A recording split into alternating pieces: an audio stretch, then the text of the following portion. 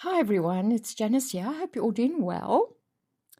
So, a couple of days ago, I did such a fun project. I absolutely loved doing it. So, I saw this a couple of months ago on someone's video, and I've searched for that video just to be able to give credit to that person, but I cannot find it. But I've sort of tried to remember what I saw, and in fact, this kind of worked out quite well. So I've got my 2 strips of foil, and I've got my bucket of alcohol inks, and I've got my 2 molds. I also have the top of a yogurt container that I'm going to use to cut my circles out, just because you are going to need something that's bigger than your molds. So you just randomly drop dots of alcohol ink onto your foil.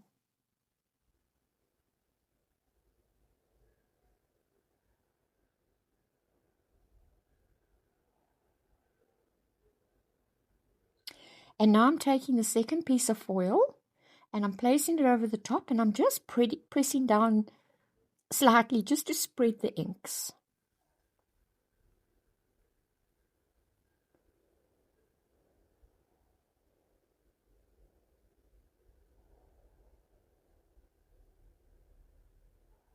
So you'll see it's also transferred onto that top layer, and I'm just going to put that aside because I'm going to use it just now for the second mold. The ink dries really quickly, so if you wanted, you could turn that over and do the other side if you wanted to be able to see the colors on both sides of your finished product.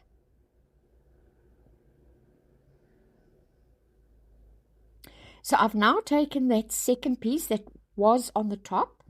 So the colors are going to be similar, and I don't want that. So I'm just adding a few other colors to it, just to make it a little bit different. And then I tore off a third piece of foil and placed that over it.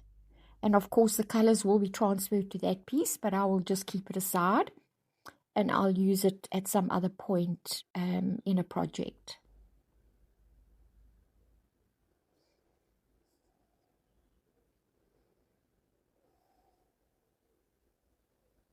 So I'm going back to the first piece now. It's totally dry.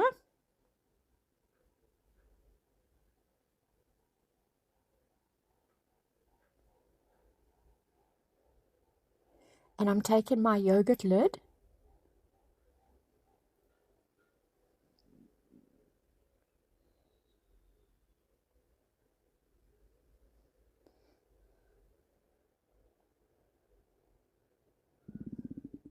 and I'm going to cut that out.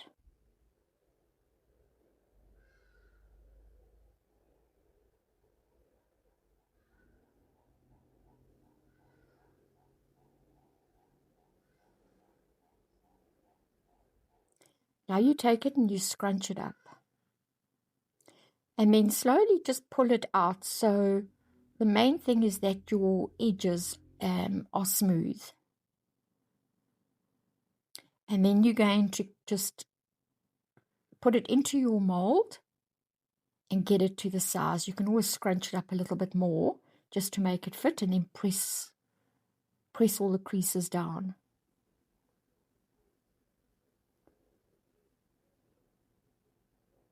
So I'm going to put a solid black as my base.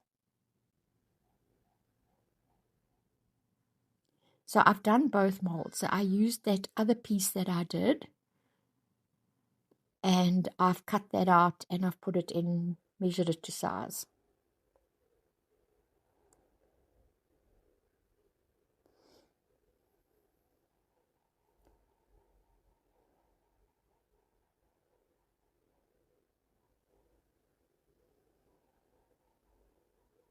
So that was just a sample one that I played around with. So you can see I did both sides. But with these two, I want to do a solid black. So I've measured out 60 grams of a 1-to-1 resin, and it's been standing for a little bit, so there's not too many bubbles. And mix your mica powders in well.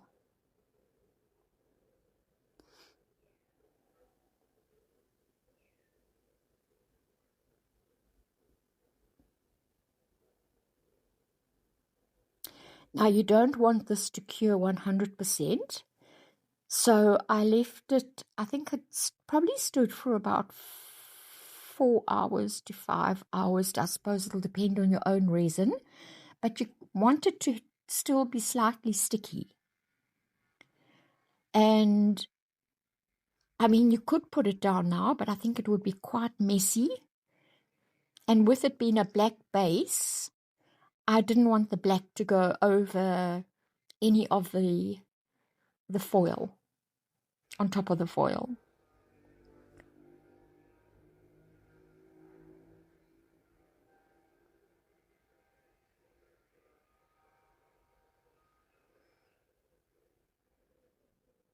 And then just use your heat gun or your isopropyl alcohol to pop any of the surface bubbles.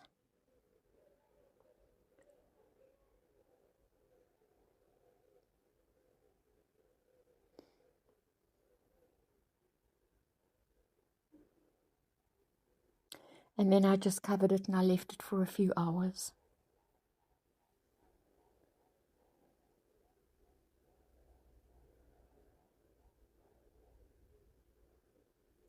So it is still sticky to the touch. And I'm going to lay the foil in now, and it's pretty firm, so you know you can put a little bit of pressure on your foil.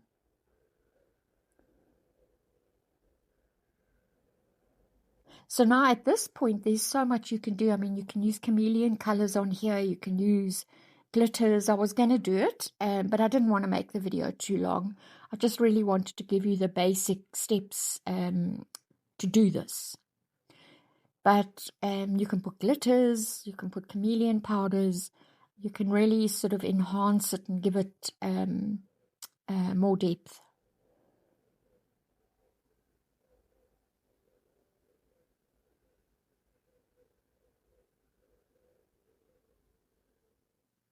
So I've mixed 80 grams of 1-to-1 resin, and I'm doing a clear layer over both of them. And you'll see the colors are beautiful. I've taken some pictures outside. They really are stunning.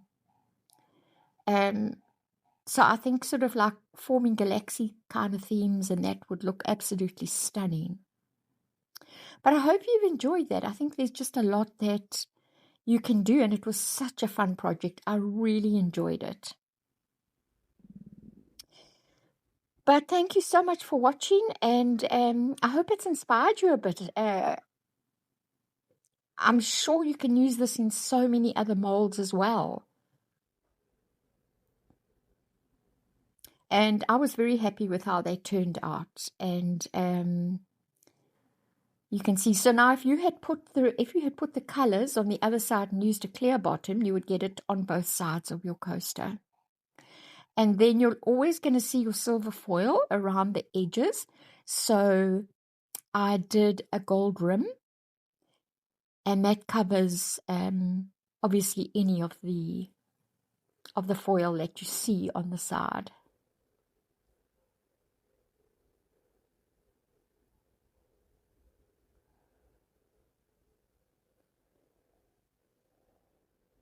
But it's really sort of sparkly, and it's just got lovely reflections in it, and that was taken outside. Those are the colors. So thank you for watching, and I'll see you on the next video.